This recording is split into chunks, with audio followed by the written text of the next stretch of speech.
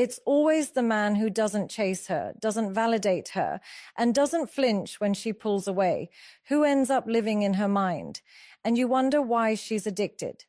In this video, we'll break down the psychology behind why women become obsessed with men who act like they're nothing, men who don't try, don't chase, and don't entertain emotional games. Because the truth is, being emotionally detached isn't weakness, it's power. And once you understand how to wield it, you stop becoming a memory, you become an obsession. The man who is detached is not the one who doesn't care. He's the one who doesn't depend. And that alone makes him dangerous in a world where everyone is addicted to validation, where constant reaction is the norm, where being emotionally predictable has become a form of submission. Detachment is not about being emotionally dead. It's about being emotionally in control. It's the quiet message that says, I'm good either way. Whether she comes close or walks away, the man in detachment doesn't flinch. He doesn't beg. He doesn't adjust his self-worth based on whether he gets affection or not. And that, to a woman, is unnerving. Because she's so used to men who chase, men who fold, men who perform for attention. When she meets one who doesn't, her mind can't categorize him. So instead, it clings to him. There's a kind of psychological weight that detachment carries. The man who walks into a room and doesn't need to be noticed becomes the one people notice most. The man who doesn't flood her with compliments, doesn't rush to reply, doesn't overexpress himself, becomes the one she starts watching. Not because he's withholding, but because he's centered in himself. He's not seeking approval. He's not waiting for her to react. His energy isn't reaching out, it's drawing inward, and that reversal of dynamic flips everything. Suddenly, she's the one wondering what he's thinking, wondering why he's not trying, wondering what makes him so calm when other men would be scrambling for attention. That's how detachment becomes value. It creates mystery, and mystery feeds obsession. You see, attachment is often misinterpreted as love, but real love doesn't suffocate. It doesn't demand presence every second. It doesn't over-explain or overcompensate. When a man is detached, he operates from abundance, not fear. He's not afraid of losing her because he was never trying to possess her in the first place. He's not afraid of silence because he's not addicted to noise.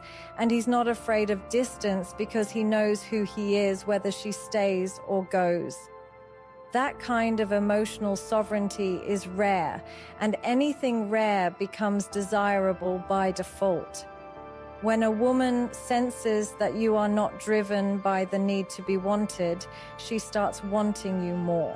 Not because you manipulated her, but because she feels your strength without you needing to show it. This is why the men who act like she's nothing often become the ones who occupy her mind, because it's not about being cruel, it's about being unavailable to codependency. The average man believes he must prove his worth with effort, presence, attention. But the man of detachment understands value is not something you perform, it's something you are.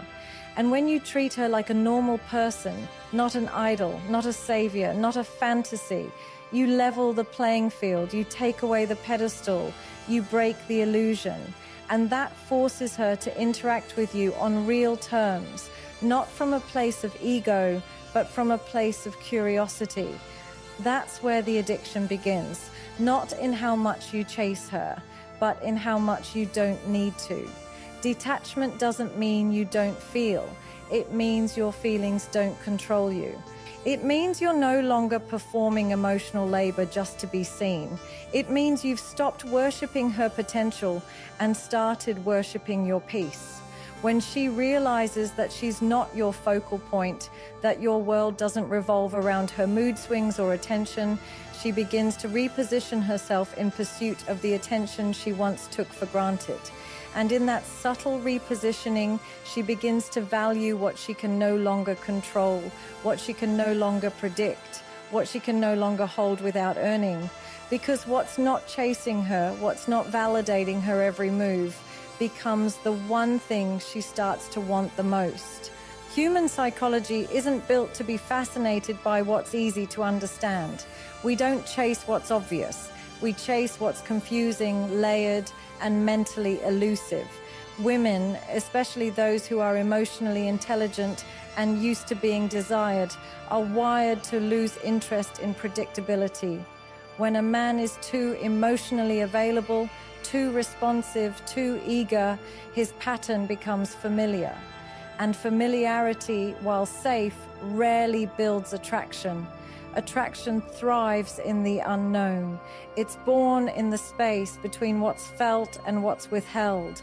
When a man is unpredictable, not through immaturity or games, but through calculated restraint, he triggers something deeper in her, mental curiosity. And that curiosity becomes the beginning of obsession. A woman doesn't become addicted to a man because he's always kind, always present, or always romantic. She becomes addicted because he doesn't give her a pattern to predict. One day he's warm, the next he's focused. One day he leans in, the next he pulls back, not out of manipulation, but because his life is not centered around her availability. His behavior isn't based on how she feels. It's based on what he values. And that disarms her. She doesn't know how to place him. She doesn't know when he'll call or if he even will. She doesn't know what he's thinking when he goes silent. And in that uncertainty, she starts searching, not for him, but for answers. This is what most men never understand. It's not the presence that triggers desire. It's the tension built in the absence of clarity. Predictability tells her everything too soon. It gives her control over how the dynamic plays out. But unpredictability rewires her focus. Now she's not just responding, she's investing. She's checking her phone. She's analyzing the last conversation. She's replaying his tone in her head. Was he into me? Why didn't he ask to see me again? What did he mean by that look? She becomes consumed by her own overthinking, not because he played a game, but because he gave her nothing to cling to. That emotional void creates internal chaos, and the only way she feels she can resolve it is by chasing him more. A man who is emotionally unpredictable, not unstable, but centered in his own rhythm, becomes the most difficult to walk away from. Why? Because she never fully figured him out. Because he never laid himself out like an open book. Because he gave her glimpses, not chapters. He made her feel something, then pulled back into his purpose. That push and pull, when done with control and balance, creates a powerful, energetic imprint in her mind. The brain craves patterns, but when it can't find one, it becomes obsessed with trying. And that obsession makes him feel irreplaceable, not because of what he gives her, but because of what he withholds with power and poise. This is where most men collapse. They believe the more consistent, the more vocal, the more expressive they are, the more a woman will value them. But emotional saturation kills curiosity. When you explain everything, when you express everything, when you respond to every mood, you become predictable. And once she can anticipate your next move, your next reply, your next attempt to impress her, the chase dies. You become safe, comfortable. And comfort is not what creates emotional addiction. Emotional addiction is born in the unknown. It's fed by uncertainty. It grows in silence. It accelerates through restraint. So when a man pulls back without explanation, when he pauses instead of reacting, when he listens without affirming, he becomes harder to read. And what's hard to read becomes hard to release. Because even if she tries to move on, the lack of closure, the mental what if, and the emotional suspense he left behind keeps circling in her mind. Not because he did too much, but because he revealed just enough to make her want more. In a world where attention is handed out like candy, where dopamine is served through likes, messages, and constant validation, a man who is scarce becomes a disruption to her nervous system. He becomes the one thing she can't figure out, can't reach when she wants, can't predict, and can't fully possess. And the truth is, people always want what they can't easily access. The human mind is biologically wired to assign more value to what is less available. The less something is given, the more it is wanted. That's how the scarcity principle works, not just in business or luxury goods, but in emotional dynamics too.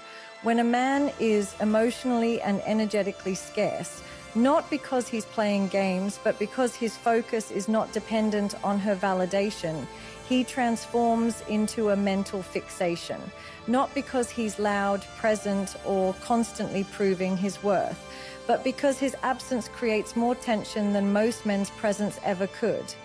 It's the simple law of supply and demand. What's always there gets taken for granted.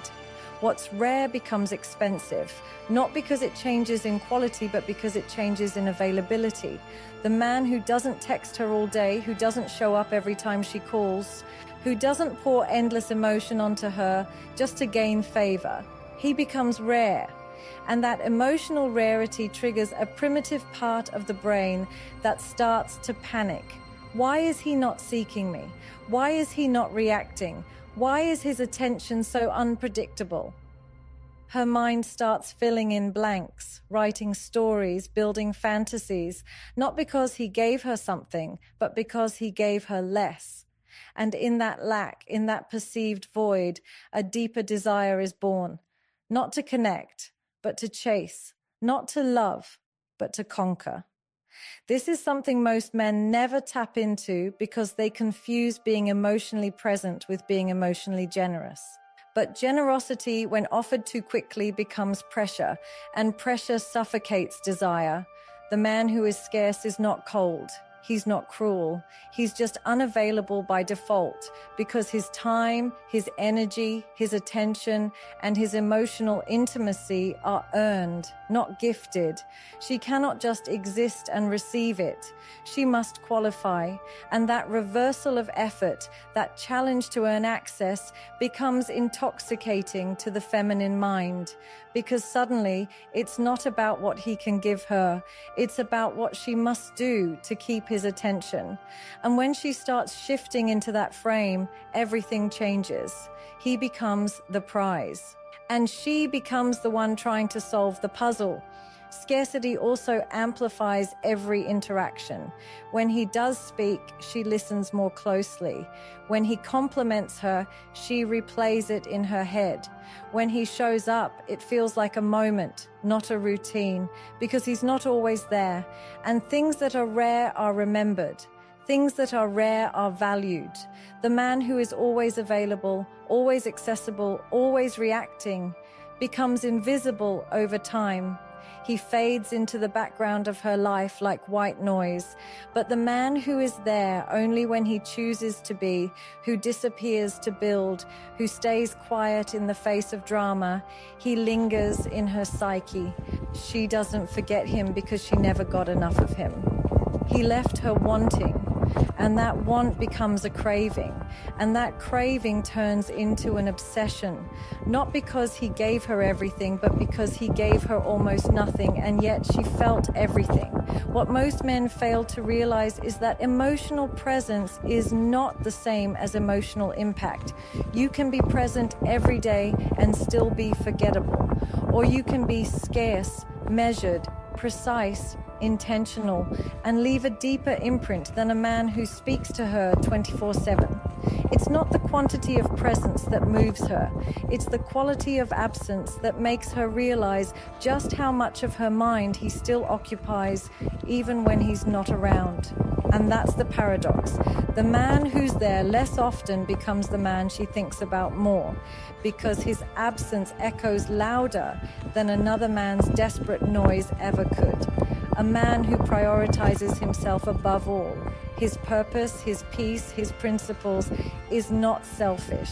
He is sovereign, and that sovereignty doesn't repel women, it magnetizes them. Because while the world has trained men to put women first, to cater, to please, to prove their worth through relentless effort and approval-seeking, true masculine energy stands in quiet defiance of that narrative. A man who puts himself first is not ignoring her needs. He's communicating that he has his own. And that subtle assertion of self-priority instantly shifts the energetic dynamic. It tells her, you are important, but you're not the center of my universe.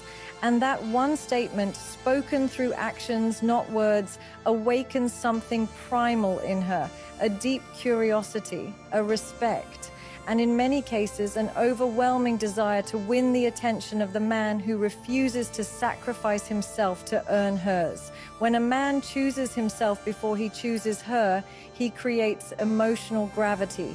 She starts to lean in because she can feel that his identity isn't shaped by her presence. He doesn't change his plans just to fit into hers.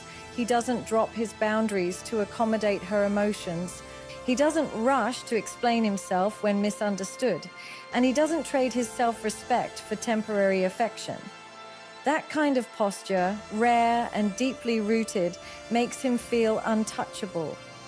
Not because he's playing hard to get, but because he truly believes his mission is bigger than her mood. That belief cannot be faked. It radiates through his silence, through his discipline, through the way he says no without guilt or explanation. And she senses it. She senses that he's a man who does not collapse under emotional pressure. He's a man whose attention is expensive, not because he's arrogant, but because he values where it goes. Self-priority also speaks to a level of emotional discipline that is extremely rare.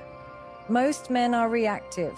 They lose themselves in attraction. They chase, they adjust, they compromise too early and too much, just for the illusion of connection. But the man who refuses to betray himself in order to be chosen sends a much louder message. I choose me first. And that superiority, yes, superiority is not about ego. It's about hierarchy. Because in any romantic dynamic, one person leads and the other follows. And leadership, in its purest form, starts with the ability to lead oneself. She cannot follow you if you don't lead your own life. She cannot admire you if you don't have something greater than her that you're committed to. A man who self-prioritizes signals to her that he is not emotionally dependent, that he's already full, that his cup is not empty and searching for her to pour into it. And that fullness, that emotional abundance makes him stand out in a sea of men still trying to earn identity through romantic validation. There is also something incredibly grounding about a man who prioritizes his time, his mental clarity, his goals, and his energy over emotional drama. He doesn't rush to fix everything. He doesn't panic when she pulls away. He doesn't drop everything to be at her emotional service. Not because he doesn't care, but because he understands something most men don't. To be respected, you must first respect yourself enough to put yourself first. And when a woman sees that you're not putting her on a pedestal, when she realizes that your world isn't revolving around her feelings, her schedule, her expectations, that's when she starts revolving around you. She starts checking herself before she oversteps. She starts investing more because she knows your presence isn't guaranteed. She starts admiring you not for your compliments, but for your consistency, for your standards, for your ability to walk away from anything, even her, if it costs you your peace or your power. This is where real masculine superiority begins, not in domination, but in non-attachment, in the unwavering self-focus that refuses to be negotiated. When a woman watches you choose your growth over her comfort, your vision over her chaos, your silence over her emotional storms, she doesn't think less of you. She thinks more. because now she knows she can't control you. She can't own you. She can't predict you. And what she can't control, she learns to respect. And what she begins to respect, she slowly becomes addicted to without even realizing it. There is a quiet dominance in a man who knows when not to speak, a stillness that says more than any confession, argument, or explanation ever could. Silence, when wielded with control, becomes a language more potent than persuasion. While most men rush to speak, trying to prove, clarify, defend, or beg for understanding, the man who chooses silence over reaction communicates something far more magnetic. Unshakable inner strength. He isn't avoiding the conversation. He's elevating himself above the need to participate in emotional chaos. And that shift creates an energy that is instantly felt, especially by women who are used to emotional responses. His silence is not absence, it's power. It's the bold refusal to let his peace be hijacked by temporary emotion. And in that refusal, she is forced to feel the weight of his presence in a way that words could never deliver. When a woman is emotionally charged, testing boundaries, or even intentionally provoking, most men collapse. They defend, they explain, they try to smooth things over with endless dialogue. But the man who remains still, who listens without reacting, who observes without interrupting, who processes without pleading, disrupts the script she's used to, and that disruption rewires her perception of him. She starts to feel his depth. She senses that he's not emotionally impulsive, that he doesn't seek connection through approval, that his identity isn't shaped by her reaction. Silence in this context becomes spiritual. It creates a pause that forces her to confront her own behavior, her own words, her own emotions, without the buffer of his verbal validation. And that internal confrontation births reflection. Reflection leads to respect. Because while most men try to fix the problem by talking it to death, he fixes it by giving it space to reveal itself without interference. Silence is also the ultimate test of discipline. It's easy to speak. It's easy to vent. It's easy to lash out or even pour out affection, hoping to rescue the dynamic. But it takes immense self-mastery to choose silence, not as a weapon, but as a declaration. My energy is not available for emotional theatrics. And that standard sets a tone. It creates a boundary. It tells her that while her emotions are valid, they will not dictate his state. It's not about indifference. It's about emotional maturity. A man who can remain silent in the face of pressure is not emotionally disconnected. He's in control.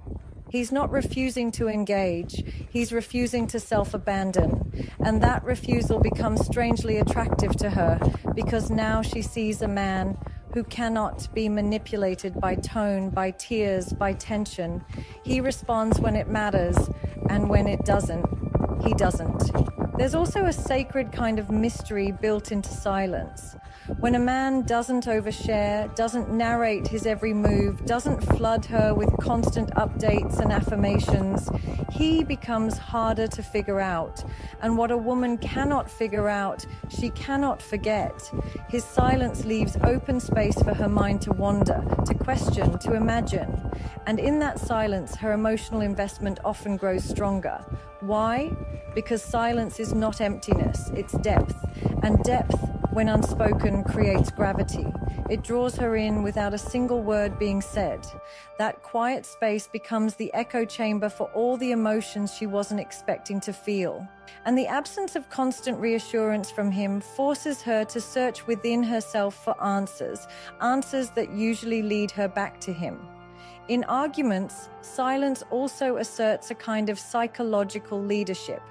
The one who controls their voice controls the room. He doesn't chase understanding. He doesn't fight to be heard. He doesn't beg to be seen. He simply holds space. That kind of energy is rare. It's unsettling to someone used to chaos. It's frustrating to someone trying to provoke. And it's deeply attractive to someone subconsciously craving masculine grounding. Because while words can be manipulated, twisted, used against you, silence remains untouchable. It cannot be argued with. It cannot be misquoted. It doesn't need validation. It just exists, unmoved, undeniable, and deeply respected by anyone attuned to real power. And when a woman experiences that from a man, when she feels the force of his non-reaction, the quiet strength of his inner stillness, she starts realizing that this man is not like the others. He doesn't seek to be understood. He doesn't demand emotional comfort. He doesn't argue for his worth. He simply embodies it through presence and restraint, making his silence echo louder than the loudest declaration ever could. There is nothing more psychologically piercing to a woman than a man's indifference. Not cruelty, not rejection, not even rage, just that cold, unwavering detachment that communicates, "You are no longer emotionally relevant to me," because while attention fuels ego, indifference starves it. And once the ego is starved, self-reflection becomes inevitable. Most women are accustomed to emotional engagement, even if it's messy, reactive, or tense. They're used to being felt, responded to, pursued, even criticized, because all of that still validates their emotional impact.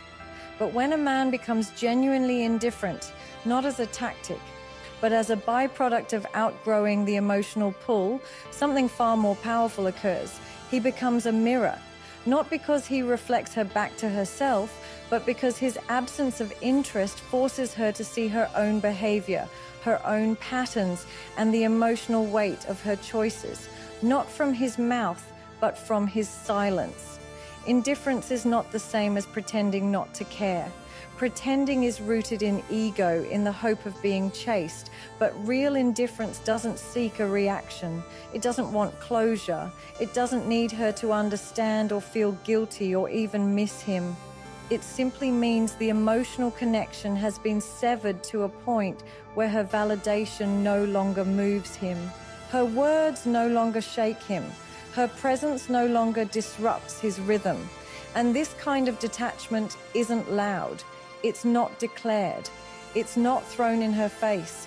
It shows up in the way he doesn't reply with urgency, in the way he no longer corrects her, in how he doesn't ask where she's been, and most notably in how he seems emotionally full without her. That fullness, uncentered around her, destabilizes her perception of power, because now there is nothing left for her to manipulate, to guilt trip, or to fix.